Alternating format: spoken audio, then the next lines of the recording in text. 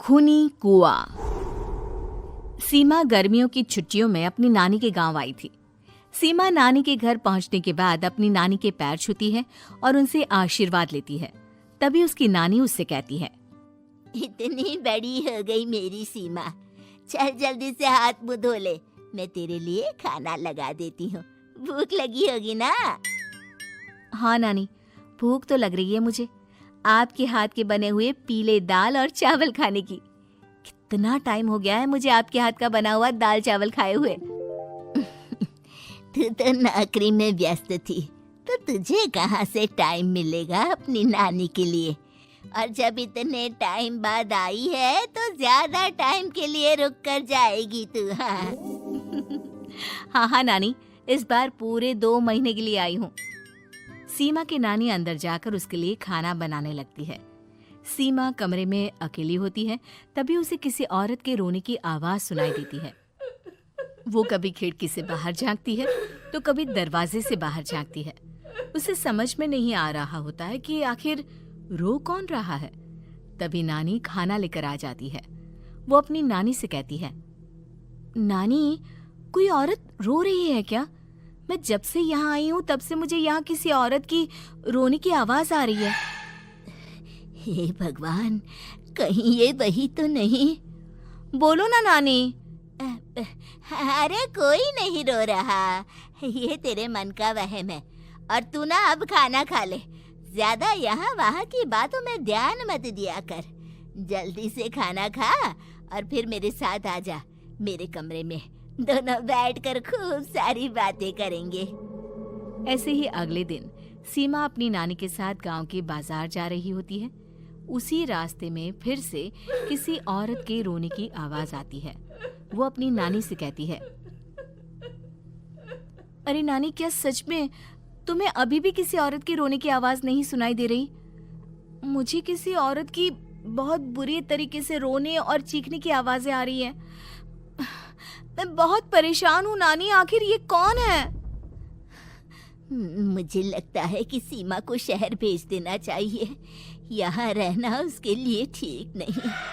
नानी बोलो ना, आप चुप क्यों हो जाती हो? सीमा, तू घर चल, मुझे तुझसे बहुत जरूरी बात करनी है। नानी सीमा को घर ले आती है और सीमा से कहती है, सीमा, कल सुबह तू शहर वापस चली जाएगी। अरे अचानक? आखिर क्या बात है नानी, आप मुझे ऐसे जाने को क्यों कह रही हो? मैं बस जो कह रही हूँ उस पर ध्यान दे। तू कल सुबह यहाँ से चली जाएगी, और ये बात मैं कोई मजाक में नहीं बोल रही। तू कल जाएगी तो मतलब जाएगी। अरे नानी, चली जाऊंगी मैं, ठीक है, पर आखिर बात क्या है ये तो बता दो। मम्मी से कोई बात हुई है या फिर मुझसे कोई गलती हुई है जो तुम मुझे अचानक से जाने के लिए बोल रही हो? देख सीमा, रात बहुत हो चुकी है और मुझे इस बारे में कोई बात नहीं करनी। चल, अब चल के मेरे साथ सो जा। सुबह की बस पकड़कर तुझे शहर भी तो जाना है। सीमा को अपनी नानी का ऐसा व्यवहार देखकर बहुत ही अजीब लगता है। उसे कुछ समझ में नहीं आ रहा होता है कि आखिर उसकी नानी उसे अचानक से गांव छोड़कर जाने के लिए क्यों कह रही है। ये सारी बातें सोचते सोचते सीमा की आंख लग जाती है और वो अपनी नानी के साथ सो जाती है। ऐसे ही आधी रात को सीमा को फिर से किसी औरत की रोने की आवाज सुनाई देती है।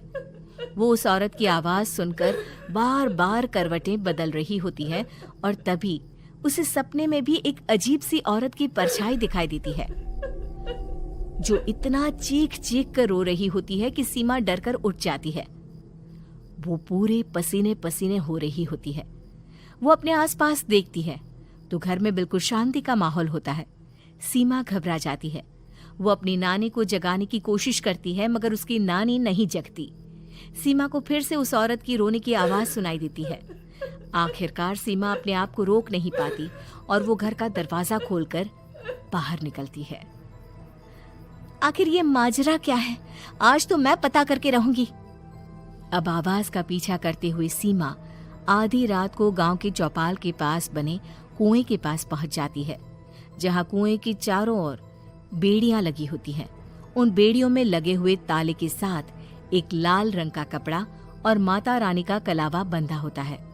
उस कुएं में से सीमा को किसी के रोने की आवाज आती है। सीमा परेशान हो जाती है। इस कुएं में कौन है? कौन है यहाँ? सुनो, कौन है? कौन रो रहा है? वो चिल्ला चिल्ला कर पूछती है और साथ ही लोगों को जगाने की कोशिश करती है, मगर किसी को भी उसकी आवाज सुनाई नहीं देती। अब सीमा खुद उस कुएं के पास की बेड़ियों और तालों को खोलने की कोशिश करती है और किसी तरह कुछ देर की मशक्कत के बाद सीमा उसको खोल भी देती है। और जैसे ही वो कुआं खोलकर उसके अंदर झांकती है, सीमा उस कुएं में गिर जाती है।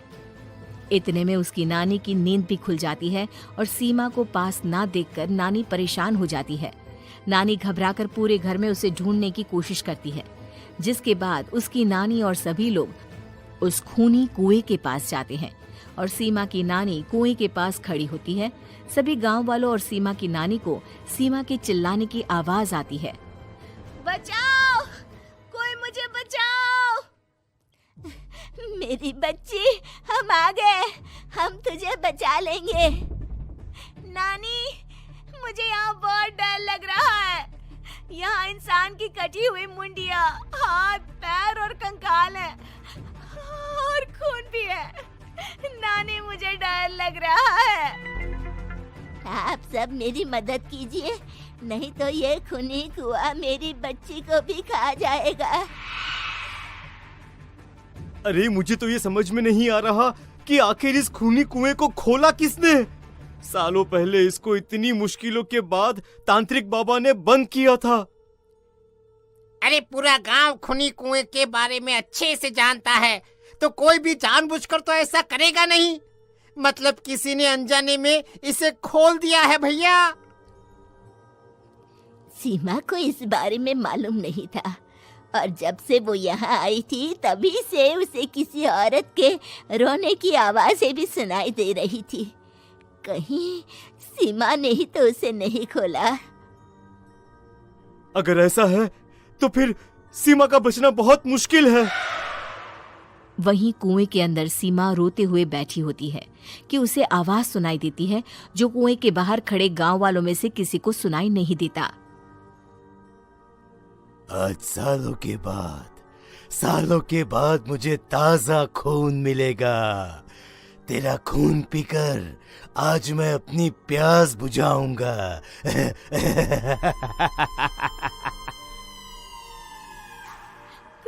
कौन है? मत मारो प्लीज, मुझे जाने दो प्लीज। मैंने किसी का क्या बिगाड़ा है? वो तुझे मरने के बाद पता चल ही जाएगा। जितने में गांव वाले और सीमा की नानी कुछ सोच पाते, उतने में उन्हें सीमा के चिल्लाने की आवाज आती है और अगले ही पल सब शांत हो जाता है। क्या हुआ? सीमा, मेरी बेटी। माफ करना बहन, लेकिन अब सीमा वापस नहीं आएगी। हमें एक बार फिर से कुएं को बंद करना होगा।